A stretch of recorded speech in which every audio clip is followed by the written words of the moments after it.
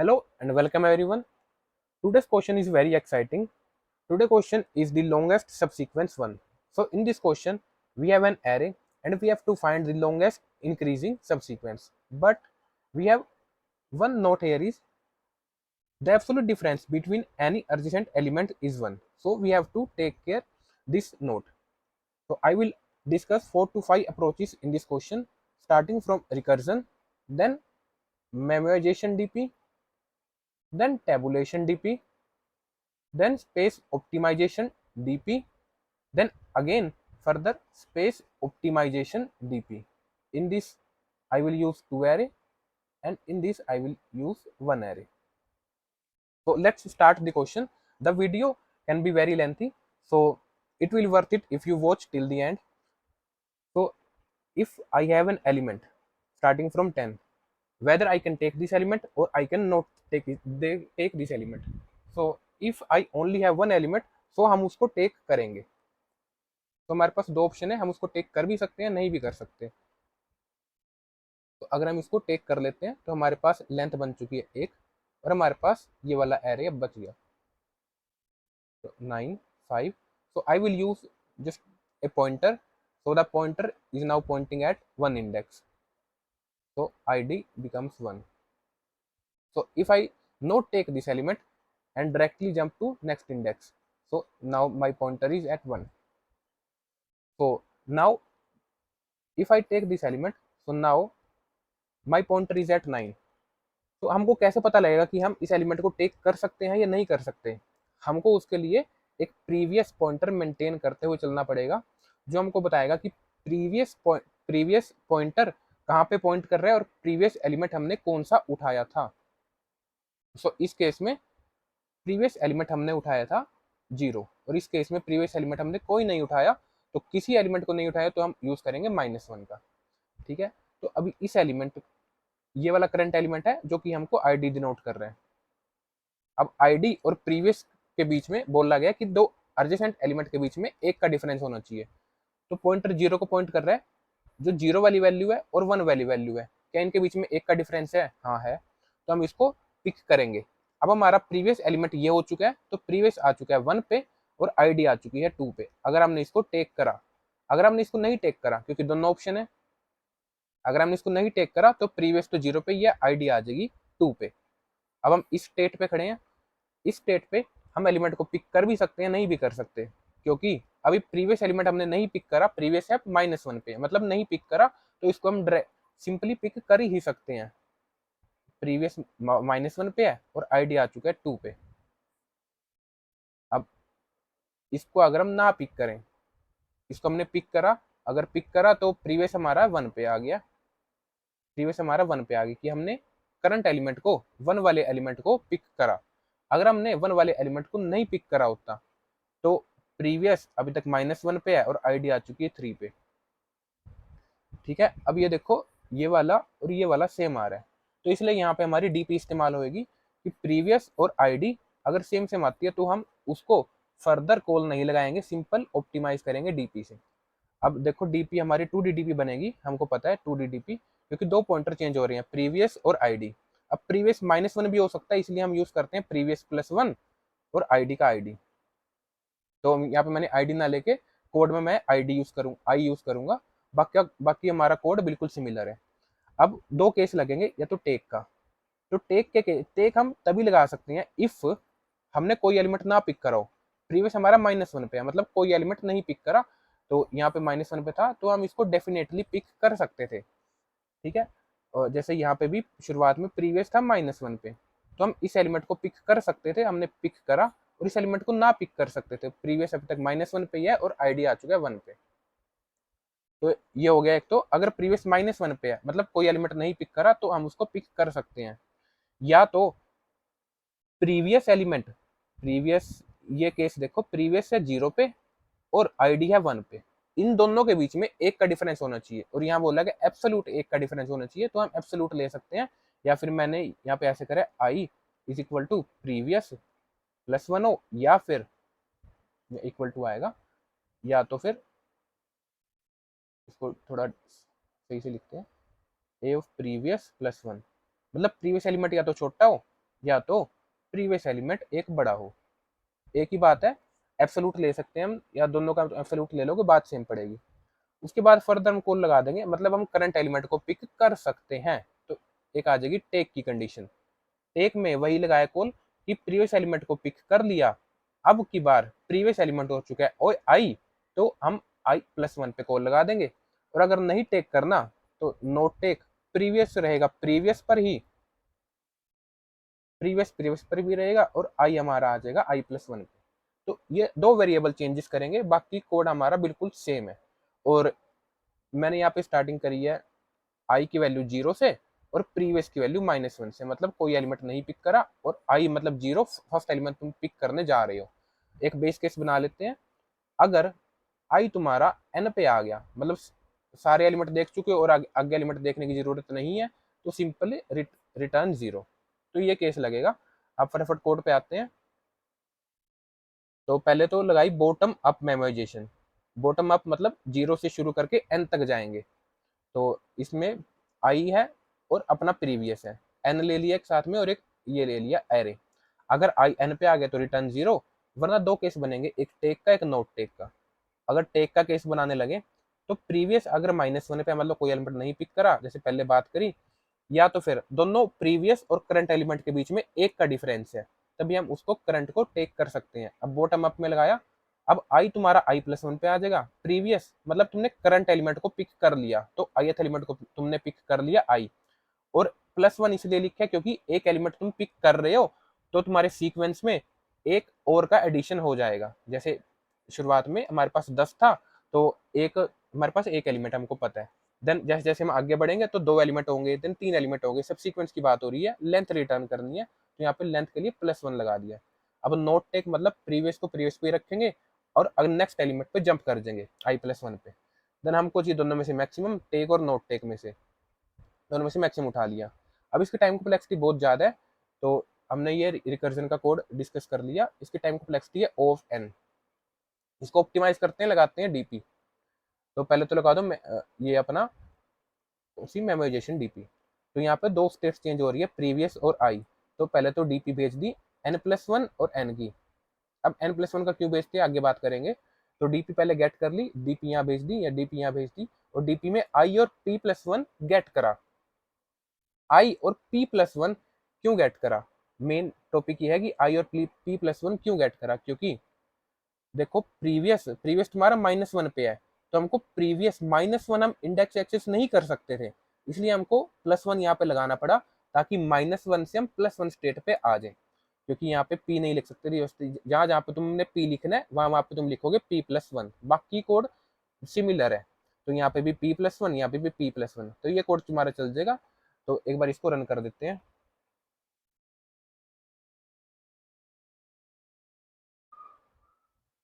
तो ये कोड सही चल रहा है। तो ये कोड हो गया तुम्हारा, ये हो गया हमारा मेमोराइजेशन डीपी कंप्लीट। अब बात करते हैं टेबुलेशन डीपी की, जिसमें ये हमारा सब कुछ सेम रहेगा। तो मेमोराइजेशन से टेबुलेशन में कन्वर्ट करने के लिए दो तीन चीजें नोटिस करनी पड़ती हैं, जो कि है, पहले तो देखो आई तुम्हारा कहाँ से स्टार्ट हो रहा है। आई तुम्हारा स्टार्ट हो रहा है 0 से, और प्रीवियस स्टार्ट हो रहा है -1 से, और इसकी वैल्यू आई और पी की वैल्यू डिपेंड करती है i+1 पे। मतलब इसकी वैल्यू को गेट करने के लिए तुमको लेना पड़ेगा n तक, और प्रीवियस को लेना पड़ेगा तुमको i तक। तो ऐसे कर सकते हो। और दूसरा तरीका भी है कि हम स्टार्टिंग से शुरू कर दें, ऐसी कोई बात नहीं है, दोनों तरीके से काम चल जाएगा। तो मैंने यहाँ पे स्टार्टिंग से शुरू कर दिया। तो एक बार कोड देखते हैं। तो पहले तो इसको हटा देते हैं, अब टेबुलेशन का कोड लिखते हैं n और एरे से लेके। देन पहले तो डीपी बना लिया अपना, और जैसे कि हमने बात करी, तो मैंने इस कोड में n-1 वाली चीज़ लगाई है कि ये तुम्हारी n-1 तक जाएगी, क्योंकि n-1 तक जाएगी, क्योंकि n तो तुम्हारा बेस केस ही है, इसी वास्ते i की वैल्यू 0 से लेके डिपेंड करती है वो। जैसे यहाँ i मैंने भेजा था 0, और i तुम्हारा डिपेंड करता है i+1 स्टेट पे, i+1 स्टेट पे। तो इसलिए हमको i+1 स्टेट पहले पता होनी चाहिए, इसलिए हमको बड़ी स्टेट पहले पता होनी चाहिए। इसलिए मैंने यहाँ पे लिखा है पहले हमको बड़ी स्टेट पता हो, देन हम छोटी स्टेट पे जा रहे हैं। वैसे ही प्रीवियस के लिए हमको -1 स्टेट से आ रहे हैं, और हमको पता होनी चाहिए आई वाली स्टेट, क्योंकि प्रीवियस देखो, प्रीवियस ये रहा, प्रीवियस यहाँ पे लिया और वो आई तक जाएगा, मैक्सिमम मैक्सिमम आई तक जाएगा और वो -1 से स्टार्ट होगा। तो आई से लेके -1 स्टेट तक वो जाए। ये बात कर दी, बड़ी स्टेट से वो छोटी स्टेट पे जाना चाहिए। तो एक ये चीज लिख ली कि ये वाली स्टेट इस पे डिपेंड करती है, तो पहले हमको ये स्टेट पता होनी चाहिए। अब आगे बढ़ते हैं। अब जो कोड यहाँ पे लिखा है वही कोड सेम टू सेम ऊपर छाप देंगे। जैसे यहाँ पे ये वाला कोड है, तो इसके अंदर ये काम हो रहा है टेक नोट टेक, और जब ये वाला केस लगा रखा है इफ का, नोट टेक का और देन डीपी का, तो वही केस यहाँ पे लिख देंगे, टेक नोट टेक और पी ये वाली चीज, और यहाँ पे i+1। अब यहाँ पे एक चीज गौर करना कि टेक में मैंने लिखा था i+1 और यहाँ पे लिखा था आई। ये जो आई था ये प्रीवियस में जा रहा था, और प्रीवियस हमारा -1 हो सकता है, तो यहाँ पे आना चाहिए था प्रीवियस, लेकिन प्रीवियस तुम्हारा -1 हो सकता है, इसलिए यहाँ पे हमको -1 ना लेके +1 लेना है। जैसे पहले बात करी थी कि -1 हमारा एक्सेसिबल नहीं होगा, इसलिए जहां जहां पे तुम्हारा प्रीवियस है वहां वहां पे तुम लिखोगे प्रीवियस +1। तो ये चीज होगी। और उसके बाद हमारे पास नीचे एक और कंडीशन आती है नोट टेक की, तो नोट टेक और लगा लो। यहाँ पे भी i+1 है और प्रीवियस है, तो प्रीवियस की जगह हम ले रहे हैं प्रीवियस +1। बस बाकी कोड सेम है, यहाँ पे डीपी i+1 और टेक नोट टेक, देन हम रिटर्न करा देंगे 0 0। क्योंकि 0 0 इसलिए रिटर्न कराएंगे क्योंकि देखो शुरुआत में हम यहाँ पे भेज रहे हैं, बॉटम ऑफ डीपी में भेज रहे थे 0 और -1, 0 और -1 भेज रहे थे हम, 0 -1 भेज रहे थे डीपी के अंदर। और यहाँ से अगर हम ऊपर मोटा मोटा बात करें कि हम डीपी के रिकर्जन कोड में ना जाए, तो यहाँ पे वो कोड सॉल्व करके देगा और यहाँ पे रिटर्न होगा डीपी 0 और 0+1। प्रीवियस हमारा -1 था, तो डीपी -1+1 0 0, तो 0 0 रिटर्न होगा, इसलिए यहाँ पे भी 0 0 हमने रिटर्न करा दिया। तो यहाँ पे डीपी ऑफ 0 0 रिटर्न हो गया। अब ये बात होगी, तो हमारा टेबुलेशन कोड भी कंप्लीट हो गया, तो टेबुलेशन कोड भी हो गया। अब बात करते हैं स्पेस ऑप्टिमाइजेशन डीपी की। अब यहाँ पे अगर तुम ध्यान से देखो, DP i+1, DP i+1, DP आई, ये दो स्टेट को रिप्रेजेंट करता है। तुमको पता है जो आई है वो हमारा रोज के लिए लगता है, और जो पी है, या इसको हम जे जे बोल सकते हैं, तो आई हमारा ऊपर रोज के लिए लगेगा और पी हमारा कॉलम्स के लिए लगेगा। जैसे ये मैंने बनाया, तो ये हमारा लगता है आई, तो आई आगे आया, आई आगे आया, और ये हमारा लगता है जे, यहाँ पे फिर जे आगे आया, जे आगे आया। और ये देखो डीपी i+1, डीपी i+1, तो अगर हम किसी स्टेट पे खड़े हैं, ये है i+1 स्टेट, तो ये इसको हम बोल देंगे नेक्स्ट स्टेट, और इसको हम बोल देंगे करंट स्टेट। तो यहाँ पे हमारी नेक्स्ट स्टेट और नेक्स्ट स्टेट पे वैल्यू डिपेंड करती है, सिर्फ नेक्स्ट स्टेट पे, तो हम इसको ऑप्टिमाइज कर सकते हैं। और हम फील कर रहे हैं डीपीआई में, डीपीआई, आई का मतलब है करंट रो में, करंट रो में हम वैल्यू फील कर रहे हैं। तो जहाँ पे डीपी i+1 है वहां लिख देंगे नेक्स्ट, यहाँ पे भी नेक्स्ट, और यहाँ पे डीपीआई है तो करंट स्टेट में वैल्यू फील कर रहे हैं, तो हम यहाँ पे लिख देंगे करंट। तो यहाँ पे करंट और नेक्स्ट दो एरे लेते हैं। अब पहले इसको कमेंट आउट करो, देन लिखो स्पेस ऑप्टिमाइजेशन टेबुलेशन।